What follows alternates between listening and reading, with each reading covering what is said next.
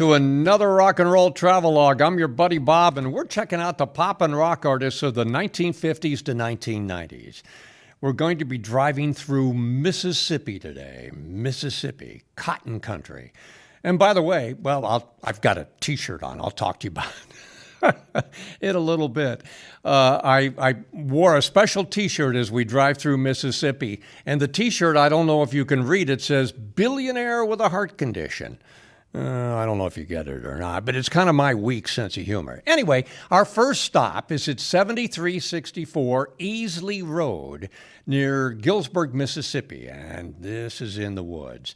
It's the site of the Leonard Skinner Memorial, where lead vocalist Ronnie Van Zant, two band members, a road manager, and both pilots perished as their plane crashed October 20th, 1977. Now, amazingly, 20 of the 26 on board did survive, but this did end the band for some time.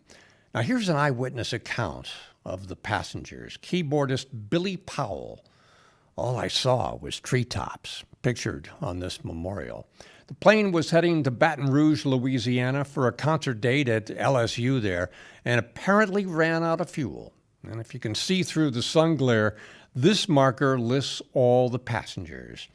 In 1973, Freebird was released as a single off their debut album, and it is their signature song, although Sweet Home Alabama a year later was their biggest hit. And that I find a little bit funny since most of the band members were from Jacksonville, Florida, where the band was formed. The Leonard Skinner Band is in the Rock and Roll Hall of Fame. Well, our next stop is in Macomb, Mississippi. This is where Britney Spears was born, but as we saw in our last episode of Rock and Roll Travelogue, she grew up south of here in Kentwood, Louisiana, near the border with Mississippi.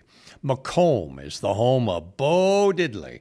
Born Otha Elias Bates, he soon moved with his aunt north to Chicago as a part of the Great Migration of the 1930s and 40s.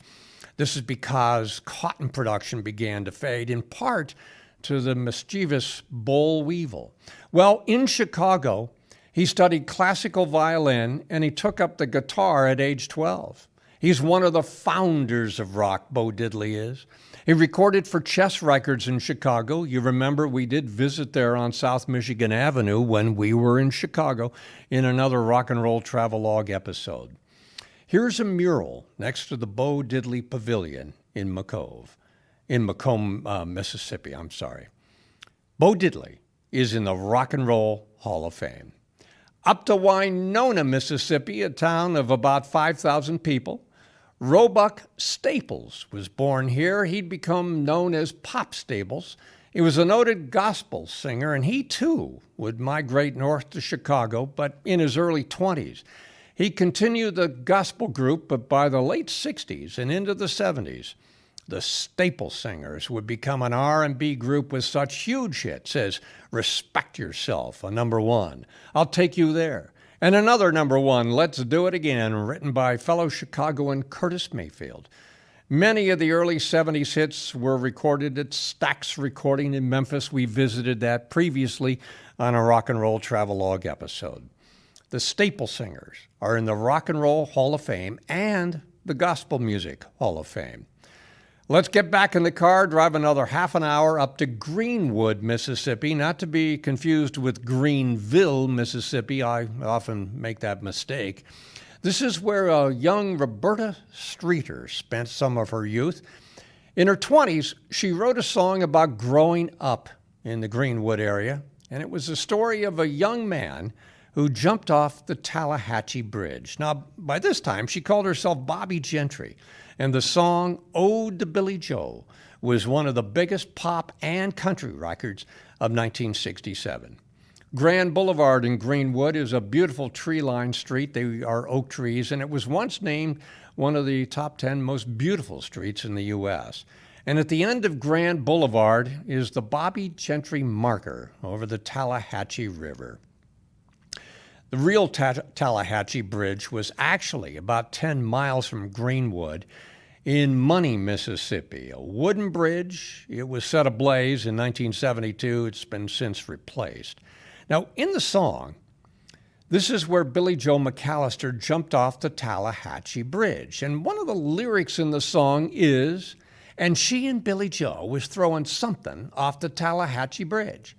Now, to my knowledge, Bobby Gentry has never said what that something was. But I have a little story, maybe a little theory here. Is the story a nod to events early in Bobby Gentry's life in the Mississippi Delta town of Greenwood? Let's see. In Money, the site of the bridge, a young man a year older than Bobby Gentry came to visit relatives in 1955.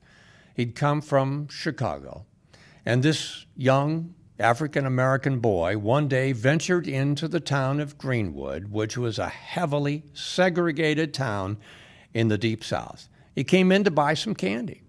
There, he was accused by a young white woman shopkeeper at Bryant's Grocery. She said he'd been flirting with her. His name was Emmett Till. Days later, the woman's husband and half-brother kidnapped Emmett, tortured him, and threw him in the Tallahatchie River. Now, could these events have been part of the thinking of Bobby Gentry when she wrote the Ode to Billy Joe? Bobby Gentry was married for a while in the 1970s to this man, with your host, Jim Stafford, had a big hit in 1974 called Spiders and Snakes. Well, let's continue our drive to nearby Berclair, Mississippi. Here's where Riley B. King was born in 1925. He became known as B.B. King, King of the Blues. And I tell you, this is one of my big challenges. We kept driving and driving on dirt roads, and I was about to give up, but my wife said we should keep driving. Almost at once, this sign came into view. Thank you, dear. Anyway, not much here to look at. Look at these pictures of the surrounding area. I mean, this is really kind of out in the middle of nowhere, dusty place in the summertime in Mississippi, Berclair, to be perfectly frank. Some accounts say Itabena, around the corner from Berclair, is where B.B. King was born. No, he wasn't.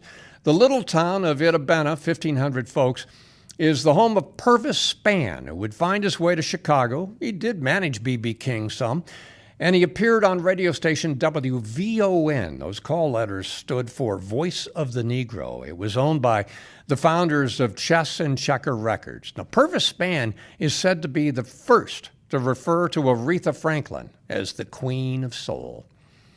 B.B. King, for his part, claims nearby Indianola, Mississippi, as his hometown, but of course he was born where we saw in Berclair, Mississippi.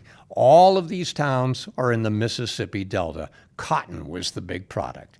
Let's go an hour north toward Clarksdale, Mississippi. It's halfway between here and Memphis. Clarksdale, also in the Mississippi Delta. Cotton played a big part in its early days, too. Born here are two rock and roll greats. Sam Cooke was born here, lived here for a few years before his family moved to Chicago, where he eventually started his musical career. You may remember we visited his neighborhood on Ellis Avenue in the Bronzeville section of Chicago on an earlier Rock and Roll Travelogue episode. Sam Cooke is a charter member of the Rock and Roll Hall of Fame, and he's also in the Songwriters Hall of Fame. Ike Turner was born in Clarksdale, Mississippi. He grew up in the Riverton neighborhood at the corner of Washington and Magnolia. Like Sam Cooke's father, Ike's father was a pastor as well. Ike would stay in Clarksdale for quite some time, but there would be stops in Memphis at Sun Studios that we visited earlier, and eventually he'd make it to St. Louis, where he would meet his future wife, the woman who would become Tina Turner. Now, two other pop and rock artists from Clarksdale. Muddy Waters, the great Chicago blues artist, lived on a plantation near Clarksdale for many years before he relocated to Chicago, where he recorded for Chess Records. Muddy Waters is in the Rock and Roll Hall of Fame. Betty Everett of the Shoop Shoop fame, a song covered by Cher in the 90s, also from Clarksdale.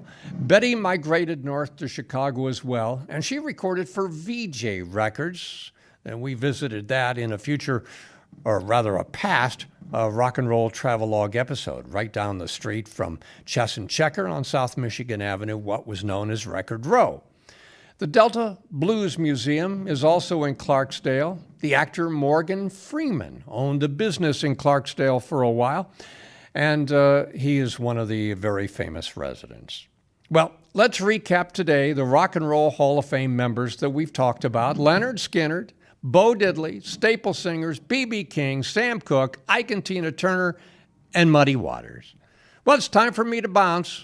Our next episode of Rock and Roll Travelogue takes us to Tupelo, Mississippi. We'll be there for Elvis. Until then, this is your buddy Bob saying good heart and stout luck. You are watching WCTV, Wadsworth Community Television.